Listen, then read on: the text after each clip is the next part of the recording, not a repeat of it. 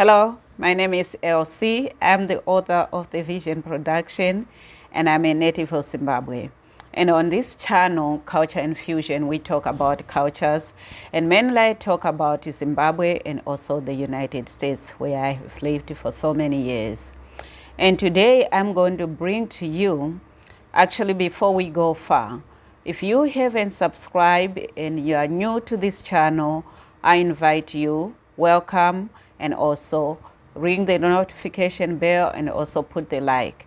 And if this sounds good to you and you know that someone can benefit, please share the video. So we go on. So today, while we are talking about cultures and different things that is involved in cultures, today I'm going to bring to you the languages and tribes of Zimbabwe. And this is going to talk mainly about the major languages and also the major tribes. Inside those major tribes, we are going to find sub-tribes that might, that are there. But mainly we have major tribes and also we have some major languages. And there is some sub-languages that is connected to the major language that the people might be speaking. In Zimbabwe, for those who don't know, Zimbabwe is a landlocked country located in the southern part of Africa, and its border inside the borders of Zambia, Mozambique, South Africa, and Botswana. That's where it is. So it's way down there, and it's a beautiful country. So today I'm going to talk to you about the languages and the tribes. We have two major tribes in Zimbabwe, and inside there there's sub-tribes. So I'm not going to talk about that today. I might touch a little bit of that, but I'm going to talk about the two major tribes, and those are the Shona and the Ndebele. The Shona, they actually takes about 80% of the people in Zimbabwe. And I guess the land, also is occupied by about 80% of the people. So it's the largest. You can say there's no real comparison, right? The largest. And the second is actually the Ndebele. The Ndebele is tied up a lot with the Zulu, and, that's where the Chaka Zulu is tribe, that tribe around there, that's the same people. And most of them, they are located in South Africa. So they are not in Zimbabwe exactly. As the borders were being given, we don't know exactly how the borders were cut, but most of those people, they are in South Africa. They live in South Africa. With the Shona, we have the Shona language. Inside the Shona language, we have many sub-languages, not languages, but we can say dialects that we found in the Shona.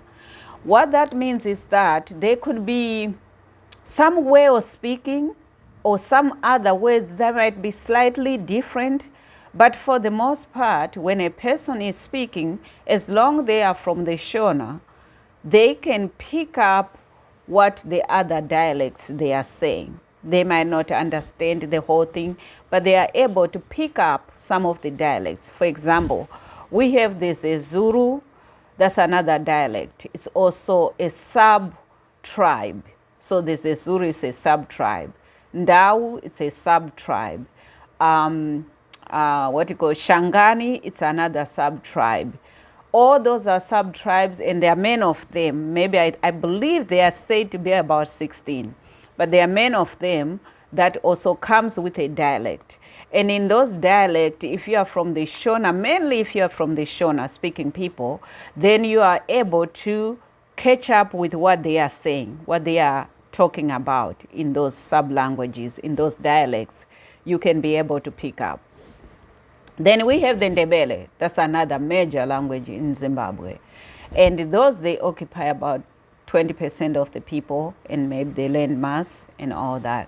And actually in Ndebele, where actually the people are located in Bulawayo, that's where actually, King Lubengula was living, in that vicinity, in that area, when the country was colonized, was taken, it was with King Lubengula, and he was the king at that time from the Ndebele tribe.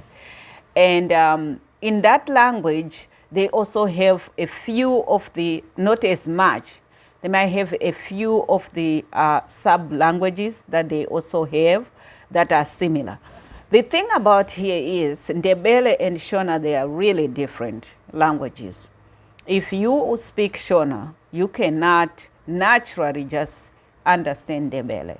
Or can you speak Ndebele? No, you cannot do that because they are totally two different languages. And if you speak Ndebele, you cannot naturally just speak Shona. The same applies. You cannot do that. You have to learn Ndebele, you have to learn Shona. Same applies. You cannot just say, I'm in Bulawayo now, I can speak Ndebele. And I was there, I lived there, I could not speak Ndebele. I could not understand what they are saying.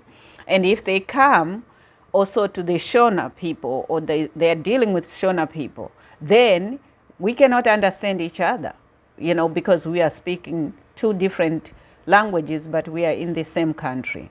Whereas with the Shona, with so many different dialects, they can actually pick up from one another. They can tell this person is from the Zezuru, this one is from Dau, this one is from the Shangani, this one is from...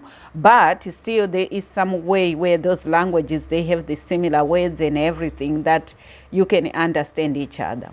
And of course, if you are new in Zimbabwe, you might not understand any of what I'm saying, you know. So to you, maybe everything is going to be just be new. You don't know it. You don't know how to separate it. You don't know which one goes where, you know, that's fine. It's just like when I'm here in America and people, they talk about, you know, this person is speaking like they are from Mississippi. I don't know, you know, maybe the difference so much.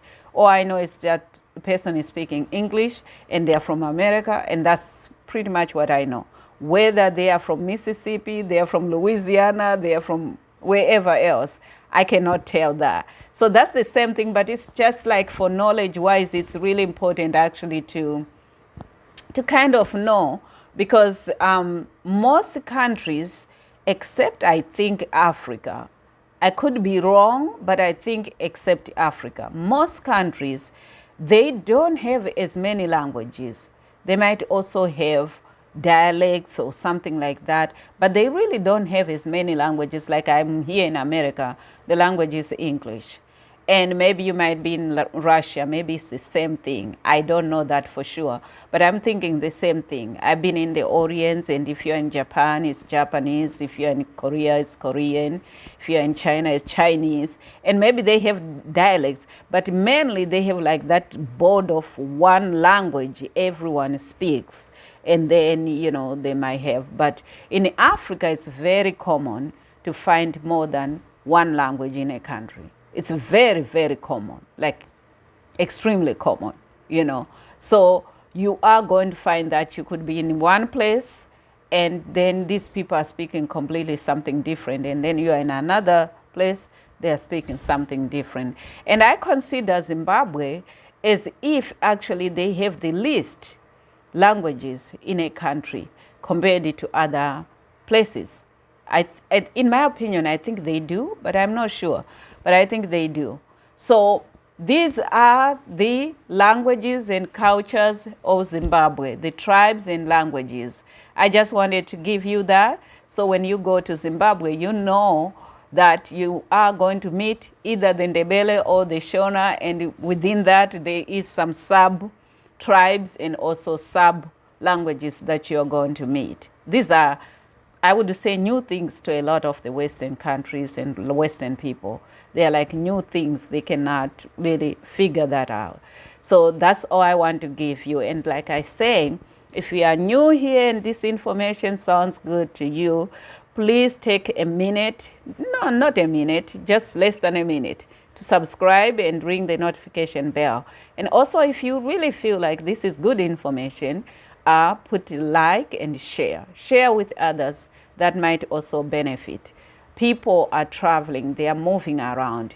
And some of this information is very, very beneficial. And take a minute to look at my other videos that talks a lot about the different cultures and my own culture shock living in the United States. Thank you so much for watching. See you next time. Bye.